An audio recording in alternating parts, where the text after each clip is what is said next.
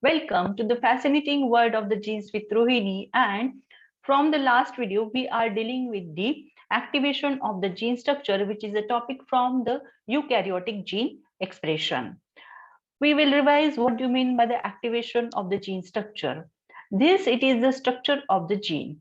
Now you can see here the DNA, it has been wrapped over the histones. Okay. And now this one, okay, this green part, it is a promoter. Now this promoter, this DNA sequence, it is interacting with the histone protein. So this promoter, it is a inaccessible. So to have the accessible promoter, what should happen? This nucleosome structure, it has to be disassembled so that this promoter now it is getting free. And for this purpose, there is a need of the protein. There is a need of the protein, and that protein, it is a activator protein. And this activator protein, it is going to bound at the site on the DNA, and that it is named as the enhancer or the response element.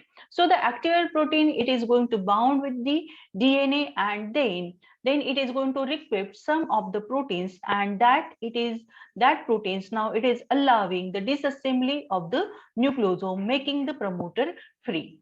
And after having the promoter free, then this activator now it is going to interact with the basal transcription apparatus, so that the RNA polymerase 2 it is going to be, okay, RNA polymerase 2 it is going to bound with this data box, that is it is going to bound with the promoter, and it is allowing the transcription.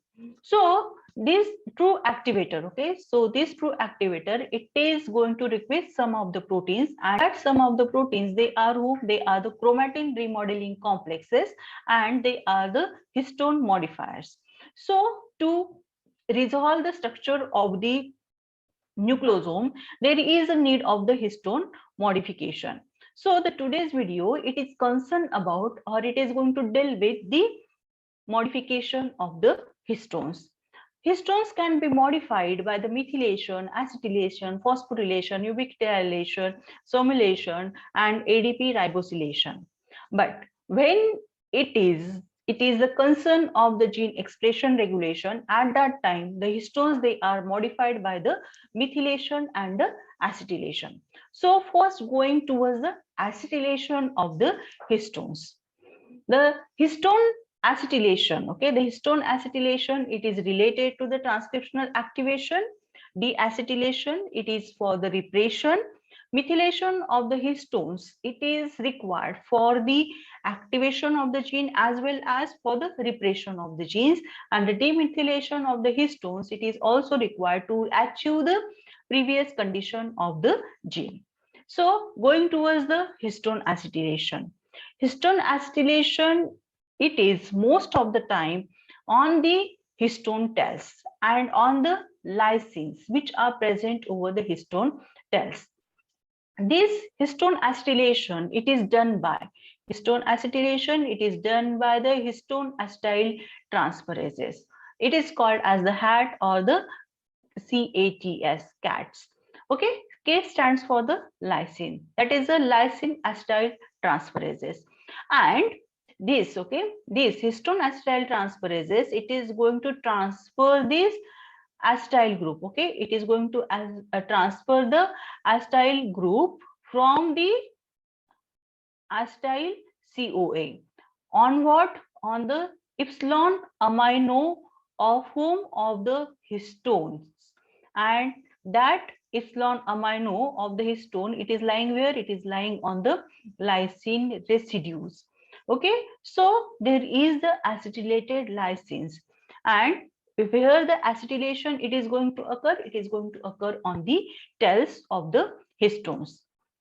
Now going towards the next slide, here you can see that this one, okay, this one, it is a 30 nanometer structure, and this 30 nanometer structure, it has to get converted into the 10 nanometer structure. Why?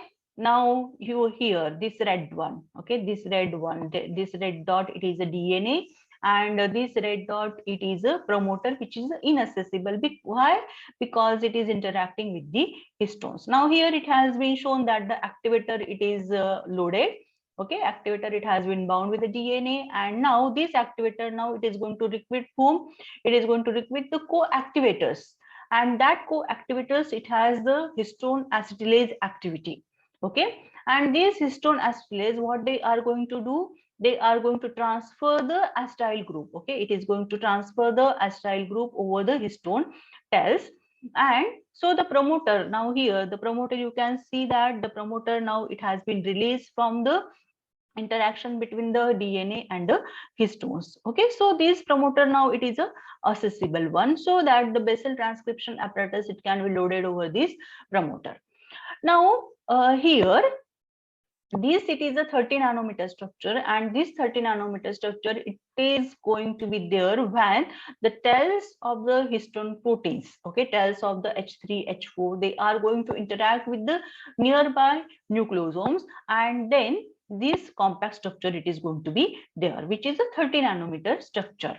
Now when there is the addition of, okay, when there is the addition of this acetyl group over the histone tails, what is going to happen? The tails which are of the positively charged, now it is going to be a negatively charged. It is a acetyl group, it is a CH3COO negative.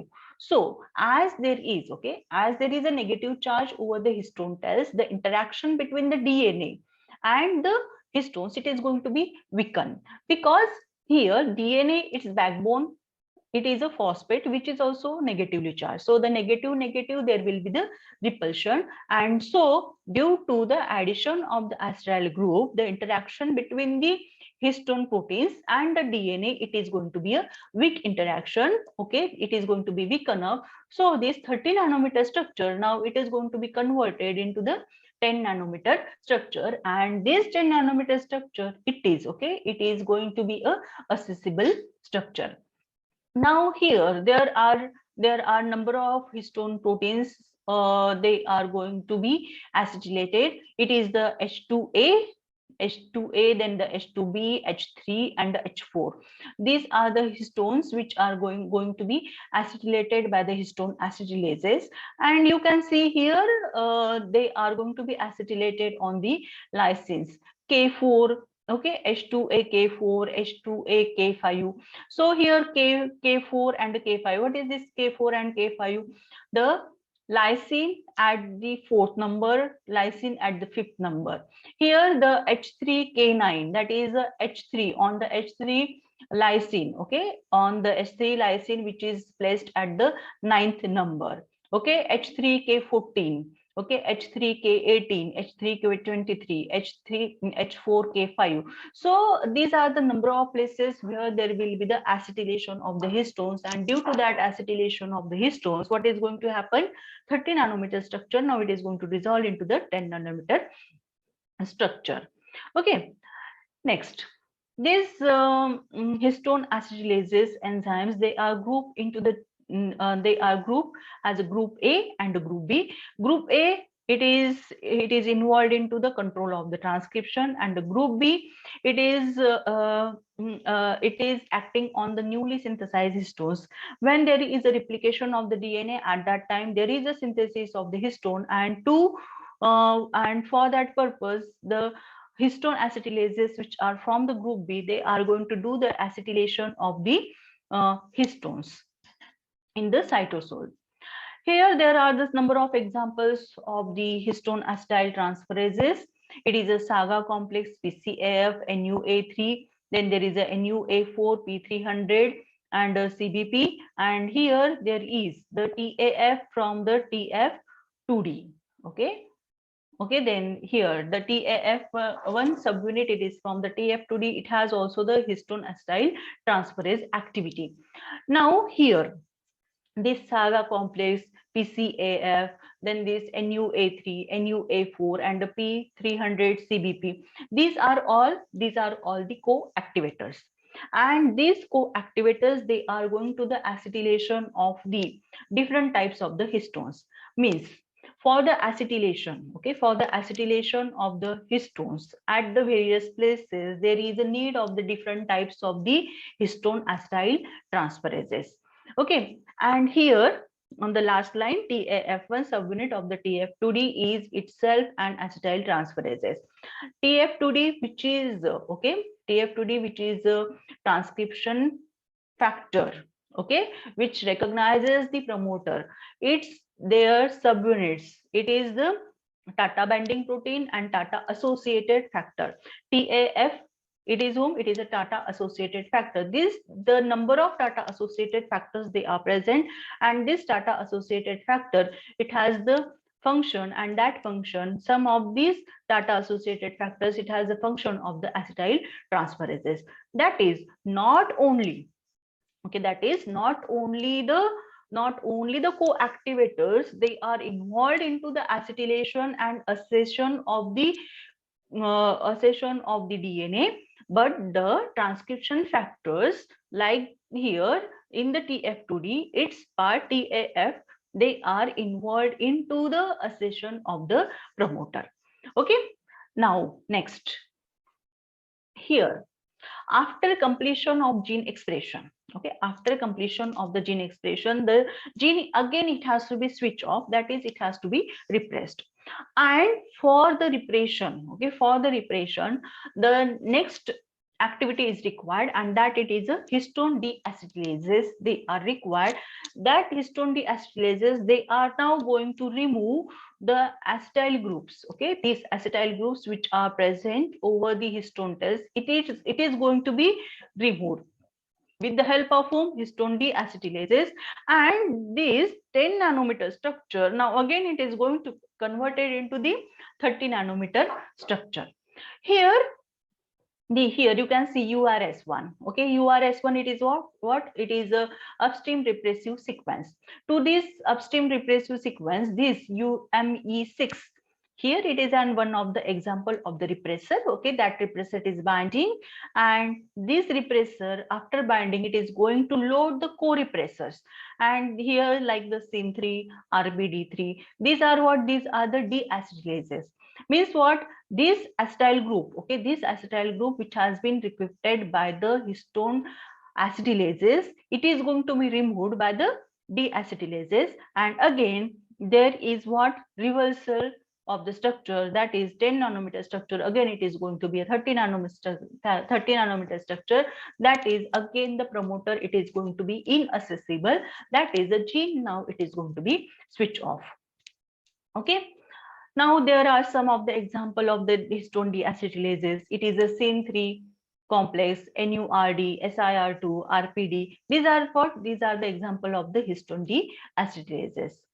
Next modification, it is a methylation of the histones. And the methylation of the histones, it is going to activate the genes or the inactivate the genes accordingly where there will be the methylation.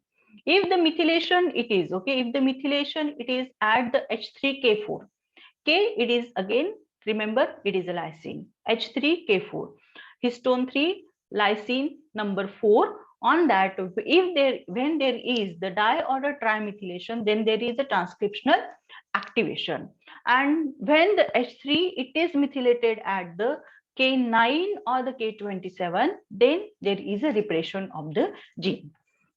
Now you can see here, okay, K9, okay, K9, it is also involved into the acetylation, and when K9 it is acetylated, there is an activation of the gene, and when the K9 it is methylated, then there is a inactivation of the gene. Means when there has to be the inactivation of the gene, acetyl group it has to be removed, and then there has to be the addition of the methyl group to the K9 of the H3.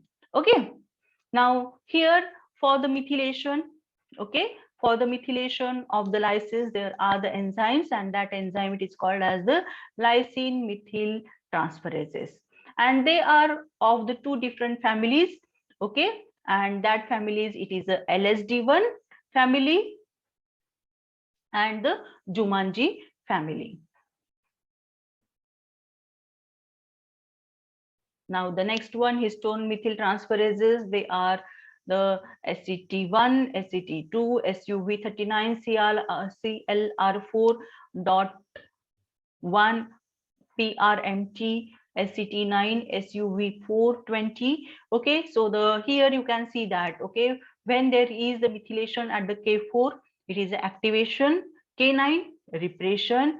K36, H3K36, activation, transcriptional elongation. H3K79, transcriptional elongation. H3 arginine 3, it is the transcriptional activation. But when there is the methylation at the H4K20, there is a transcriptional silencing. Okay, so here in this way, there are the methyl transferases which are going to do the methylation of the histones, and according to its position, there will be the activation of a gene or there will be the repression of the gene.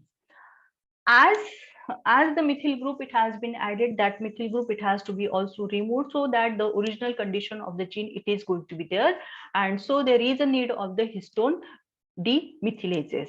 Okay, so the histone demethylases, it is going to remove the methyl group from the histones. Okay, I think you may have cleared the idea about the histone modification. If you like my video, please subscribe my channel and also share my videos with your friends, so the knowledge it is going to spread. Thank you.